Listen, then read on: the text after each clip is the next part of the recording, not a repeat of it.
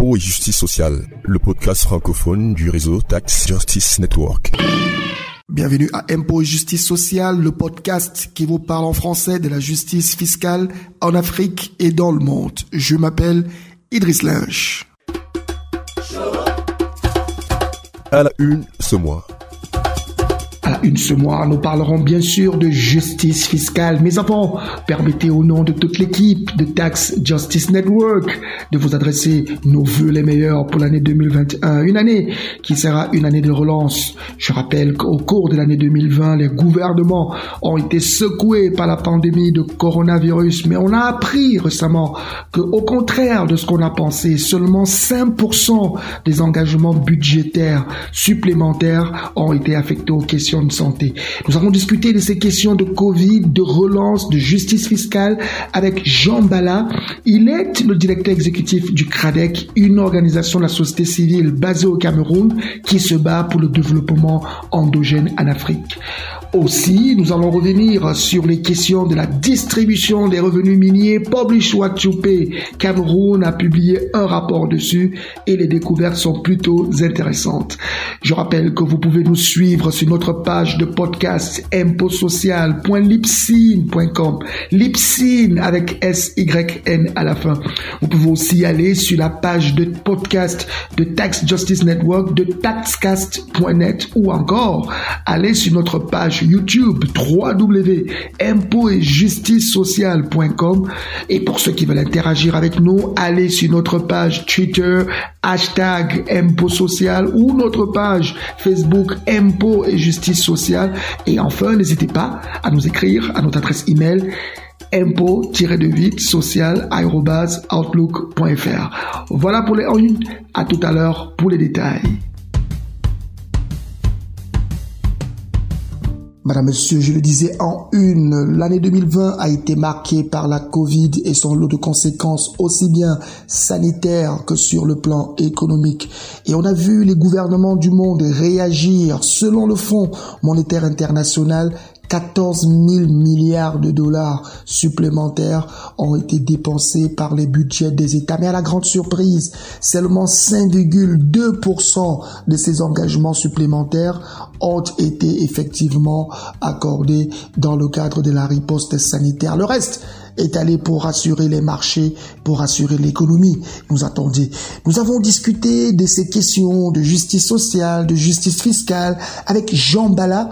Il est le directeur exécutif du CRADEC, le Centre régional africain pour le développement endogène et communautaire, une organisation membre de Tax Justice Network Africa. Il a accepté d'interagir avec nous. Écoutez l'interview que j'ai eue avec lui. Merci Jean Bala, merci de participer à cette première édition du podcast Impôts et justice sociale de l'année 2021 qui parle de la justice fiscale en Afrique et dans le monde. Nous allons commencer avec un petit aperçu de ce qui s'est passé en 2020. Il y a eu la Covid-19, tout le monde s'est focalisé pour régler ce problème finalement même en Afrique.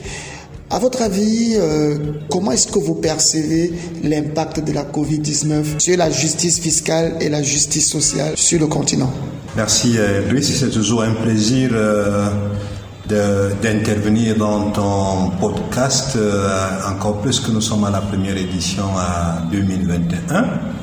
Donc, quel est notre regard et notre perception sur la Covid-19 sur l'année 2020 en rapport avec la justice sociale et la justice fiscale? Il faut dire que comme nous le connaissons, la Covid-19 a impacté le monde entier. Et ça, il faut se le rappeler. Et en le rappelant, ce n'est pas tout simplement parce que nous en faisons, je dirais, une rengaine, mais en réalité, c'est pour apprécier l'ampleur de cette pandémie au niveau national et au niveau international. Il faut dire que la pandémie a eu des conséquences terribles sur le plan social, au point que toutes les normes établies ont été complètement bouleversées. Et je dois le dire, nous qui nous battons sur les questions d'inégalité, sur les questions d'injustice fiscale, là-dessus, nous avons véritablement connu un déséquilibre encore beaucoup plus profond par rapport à ce que nous vivions déjà au départ. je dois le dire que Oxfam vient de publier un rapport sur les inégalités mondiales à ce jour. Et à travers ce rapport, on comprend très bien que l'année 2020 a été une année avec un impact négatif sur le plan social et davantage sur le plan économique, et où particulièrement les questions de la fiscalité ont été complètement bouleversées, dans ce sens que l'inégalité ou l'injustice fiscale s'est davantage accrue au cours de l'année 2020 dans la recherche d'un équilibre à rétablir par rapport à ce que les multinationales ou les sociétés, les grandes sociétés, et pourquoi pas même les PME au niveau national ont connu.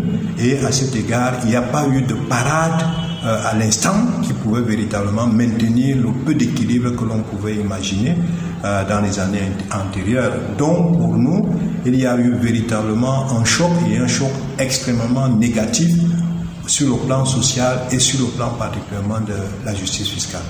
Alors, on parle beaucoup de Covid, mais on oublie parfois de dire que l'année 2020 a aussi été celle du tout premier rapport sur l'état de la justice fiscale dans le monde, produit par Tax Justice Network et Global Tax Alliance, en même temps qu'une d'autres organisations. On retient que l'Afrique, particulièrement l'Afrique, parce que beaucoup de pays ont perdu de l'argent, mais l'Afrique a perdu un peu plus de 25 milliards de dollars chaque année du fait de la fraude fiscale et de l'évasion fiscale des personnes les plus riches. Comment est-ce que vous avez reçu cette actualité qui finalement n'a pas été médiatisée et qui pourtant est très importante sur le continent? Oui, il faut dire que, comme on peut le relever, en situation de crise, il y a toujours, j'allais dire, une mise en place d'un certain nombre de réflexes ou un certain nombre de pratiques qui viennent davantage déséquilibrer ce qu'il était déjà avant.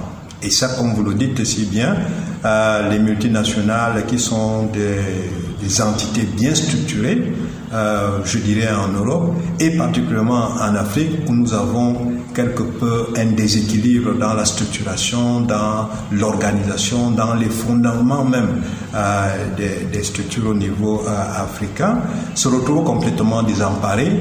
Et bien évidemment, le message ou la conclusion qui a été tirée par Tax Justice Network sur l'état de la justice fiscale au monde, et particulièrement en Afrique, ne peut être que déplorable, dans ce sens que, bien évidemment, les chiffres sont des estimations, mais on peut imaginer que ça va au-delà de ce montant que Tax Justice Network a présenté. Et pour nous, on peut dire que nous n'allons pas rester sur une situation de naufragés mais nous devons nous ressaisir pour pouvoir mettre en place un certain nombre de choses. Et pour nous, j'allais dire que la crise constituerait aussi une opportunité pour qu'on voit comment est-ce qu'on peut redresser la situation. Je rappelle que les États africains ont engagé sur leur budget propre l'équivalent de 44 milliards de dollars. C'est à la fin septembre. Ce sont des chiffres de la Commission économique pour l'Afrique. Ils ont mobilisé cet argent pour en réalité protéger le périmètre sanitaire des pays les plus riches. Parce que la Covid, à la base, c'est une maladie qui est venue des pays les plus riches. Et même qui a fait des ravages dans les pays les plus riches, ce qui est dommage. Mais on a obligé à l'Afrique d'utiliser une partie de son budget, 44 milliards de dollars, pour apporter une réponse juste pour protéger les frontières sanitaires des pays développés, alors que l'Afrique continuait de mourir de tuberculose, de typhoïde et des maladies comme le paludisme. Mais revenons encore sur la justice fiscale. La CNUSET, la Commission des Nations Unies pour le commerce et le développement, a produit un rapport qui rejoint le vôtre, le CRADEC, celui que le CRADEC a produit au Cameroun, notamment le centre régional endogène pour le développement communautaire en Afrique et tout le reste. Vous et la CNUSET sont tombés d'accord sur des rapports différents que le commerce international fait perdre de l'argent à l'Afrique. Et aujourd'hui, on demande aux Africains de relancer leur économie par le commerce. Qu'est-ce que vous avez envie de dire à la suite de cette situation ? Oui, comme vous le dites bien, le CRADEC, le Centre régional africain pour le développement endogène, a publié une étude en septembre 2020 sur les flux financiers illicites dans les échanges commerciaux au Cameroun, plus particulièrement. Et au même moment, la CNUCED publiait son rapport sur les échanges commerciaux au monde et en conséquence les flux financiers illicites qui impactent. Et bien évidemment, on arrive aux mêmes conclusions que le commerce international est un grand couloir des flux financiers illicites, et l'image du Cameroun ou alors les chiffres du Cameroun révèlent que de 2017 à 2018, le Cameroun a perdu 31,5 milliards de dollars. 2007 à 2018. Oui, 2017 à 2018. 2007 à 2017, pardon. Oui, 31,7 milliards, ce qui représente un chiffre énorme quand on regarde la situation dans laquelle le Cameroun se retrouve en situation de recherche de financement pour le financement des objectifs de développement. Donc pour nous, le commerce est un secteur qu'il faut absolument surveiller désormais pour que, évidemment, dans la situation des pays africains et du Cameroun, en termes d'exportation de matières, des ressources premières, que ces matières premières bénéficient de la valeur juste économiquement et financièrement parlant que nous attendons. Donc, on ne peut pas, se défaire du commerce international, mais au contraire, il faudrait que nous mettions en place, qu'on développe des mécanismes de pouvoir surveiller les échanges commerciaux que nous développons avec nos partenaires et qui, pour nous, en réalité, ne constituent pas le véritable levier, ne constituent pas le potentiel que nous devions normalement avoir à partir des ressources premières, matières premières. L'Afrique perd 25 milliards de dollars chaque année pour la fraude fiscale des entreprises multinationales et des personnes les plus riches. Elle perd aussi des bases imposables importantes en raison des discrepancies, comme on dit, des disparités dans les chiffres du commerce international. Au final, cette Afrique est obligée de s'endetter. Dans le cas du Cameroun, qui est votre pays, le budget de l'État de 2021 prévoit 27% des ressources qui seront collectées pour rembourser de la dette. En plus, on ne paye pas les impôts, on nous oblige à nous endetter et nous devons utiliser des ressources que nous avons travaillées nous-mêmes pour rembourser de la dette. Quel sentiment cela procure chez vous? Un sentiment d'injustice parce que nous y sommes, un sentiment d'inégalité profonde, et à cet égard, je crois que nos dirigeants africains, camerounais doivent être beaucoup plus attentifs et écouter, par exemple, les messages que les organisations de la société civile développent pour aller dans le sens au niveau national. Par exemple, nous disons qu'il nous faut absolument une stratégie nationale de lutte contre les flux financiers illicites. Nous sommes en pleine période de réforme des finances publiques au Cameroun et il est question aujourd'hui que le gouvernement camerounais prenne des mesures fortes, prenne des dispositions de manière à pouvoir contrecarrer tous ces phénomènes.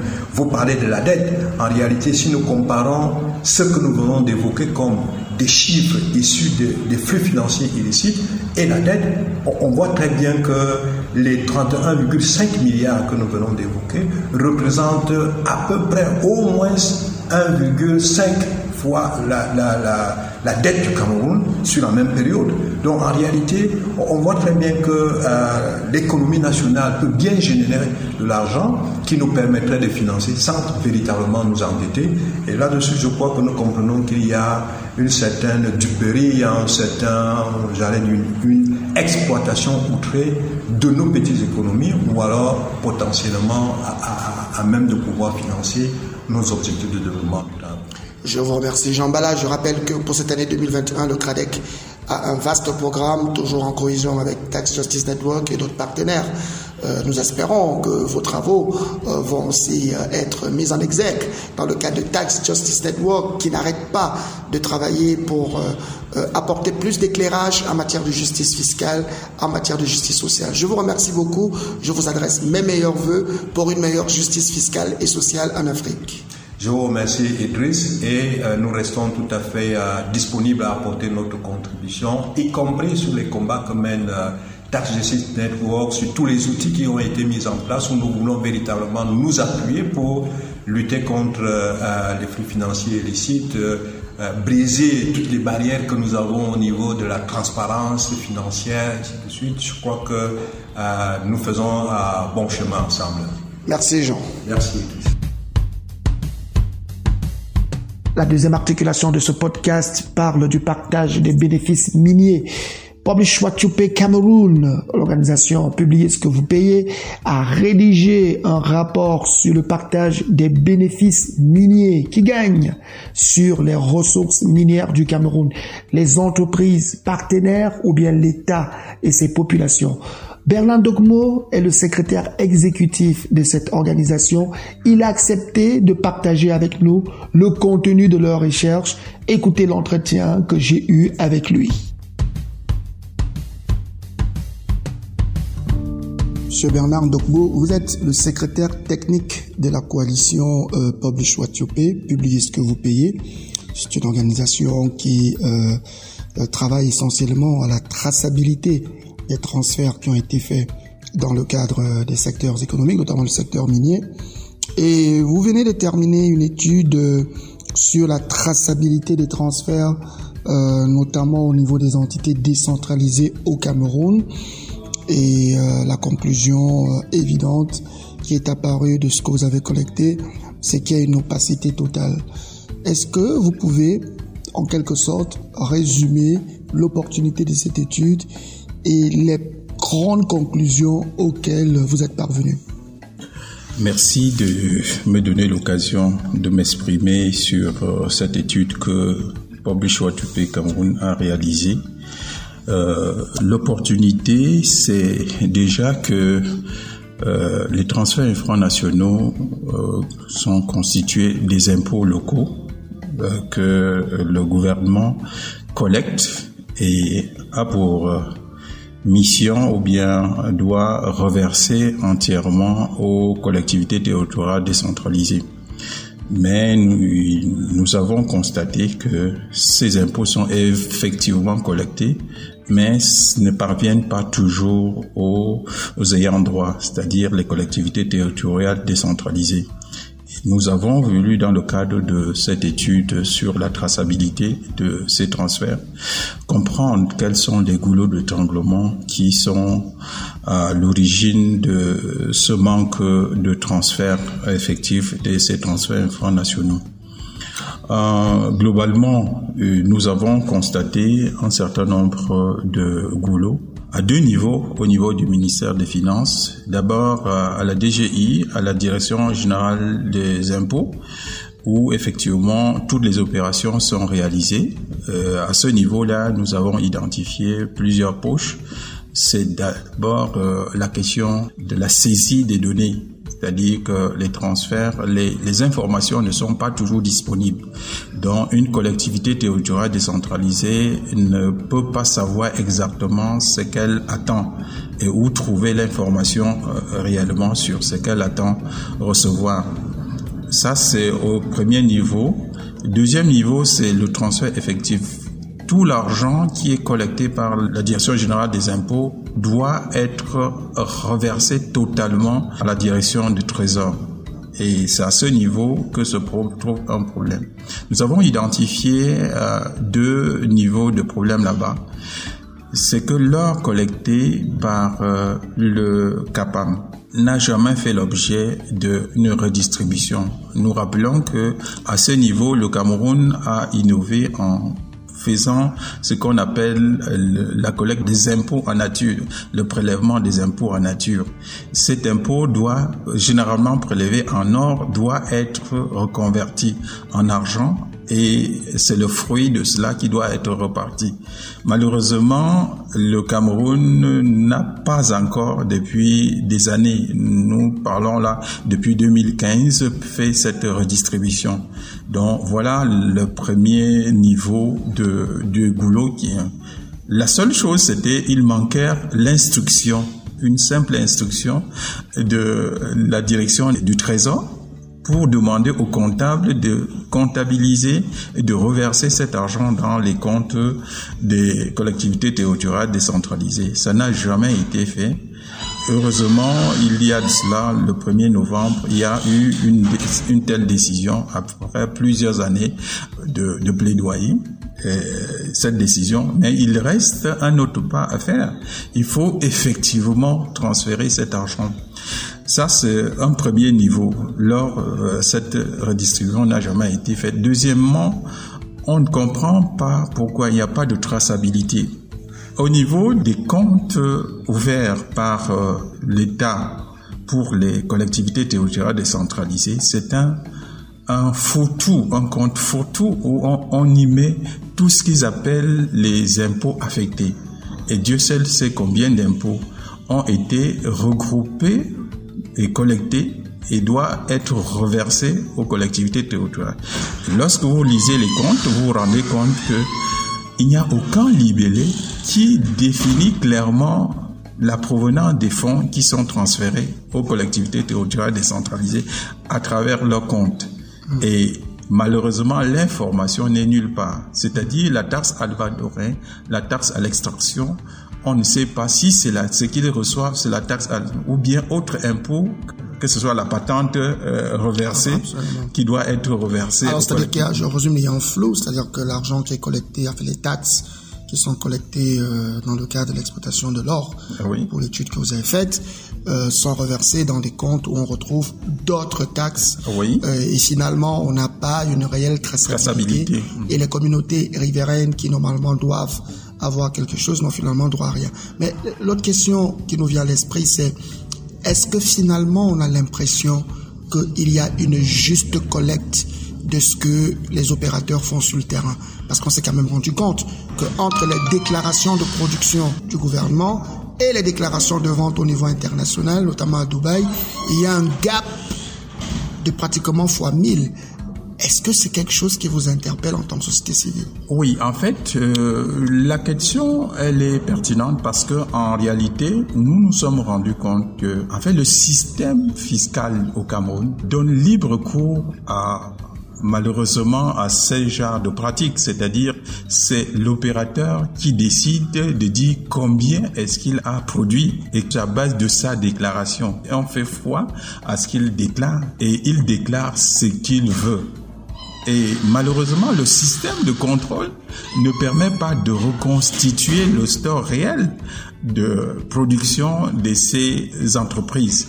Auquel cas, vraiment, je ne suis pas surpris de ce gap qui peut exister entre ce qui est l'importateur et l'exportation au niveau du Cameroun. Donc, ça ne me surprend pas. Donc, c'est une préoccupation qui est la nôtre.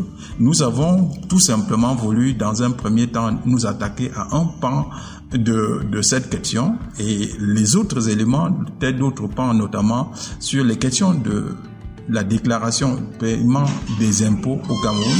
Nous y reviendrons pour voir si le Cameroun parvient à mobiliser suffisamment de ressources, à optimiser la mobilisation des ressources, à la gestion de ces industries extractives ou bien de la production pour son propre bénéfice. Ça, c'est une question. Et là, c'est absolument important parce que le Cameroun aujourd'hui a presque achevé son processus de décentralisation. On a ajouté aux municipalités les conseils régionaux qui auront aussi une responsabilité locale et dont des besoins en ressources locales. Et là, votre rapport note très bien que il y a des blocages au niveau de la mobilisation des ressources, il y a des gaps au niveau de la redistribution de ces ressources. Comment est-ce qu'on en sort? Comment est-ce que Publish What to Pay, quelles sont les recommandations de Publish What to Pay pour sortir de ce flou et de ce mécanisme qui instaure l'injustice sociale et l'injustice fiscale? À deux niveaux, nous voulons dire que nous sommes rentrés dans ce qu'on appelle, en fait, dans la phase finale des décentralisations au Cameroun. Et les collectivités auront besoin de ressources importantes pour développer. Malheureusement, nous connaissons toute la pauvreté au niveau de ces collectivités territoriales, notamment celles qui abritent les industries extractives. En dépit de l'exploitation qui est faite au niveau local, les populations disent n'avoir jamais vu un centime, alors que ce sont elles qui payent les externalités des industries extractives. Nous pensons qu'il faut davantage mettre en accent sur la mobilisation des ressources. Il faut faire davantage d'analyses pour savoir si les populations bénéficient suffisamment des retombées. Il faut également s'assurer si au niveau fiscal, il y a une réelle redistribution, c'est-à-dire que par partage de ces ressources entre le producteur, c'est-à-dire l'entreprise qui produit, entre l'État central qui collecte et les collectivités territoriales décentralisées, enfin les populations riveraines qui paient le plus gros tribut de l'exploitation des ressources naturelles, notamment les ressources extractives. Nous avons fait des recommandations à l'endroit du ministère des Finances pour que davantage il y ait plus de traçabilité, autant en amont, c'est-à-dire au niveau de la direction des impôts, qu'en aval au niveau de la direction du Trésor.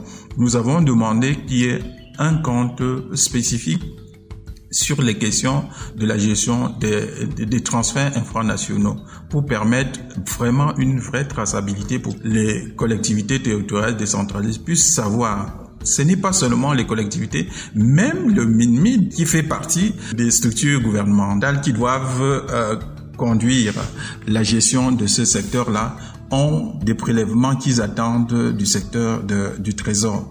Donc, c'est tout le monde qui, malheureusement, ne peut pas bénéficier. Nous avons fait des recommandations à l'endroit des collectivités territoriales qui semblent ne pas se préoccuper jusqu'alors sur les collectes de ces fonds. Nous avons malheureusement constaté auprès de ces collectivités qu'ils ne s'intéressent pas sur combien est-ce qu'on extrait, quelles sont les quantités qui sont extraites, parce qu'en fait, ça constitue la base de calcul de ce qui doivent leur être reversés.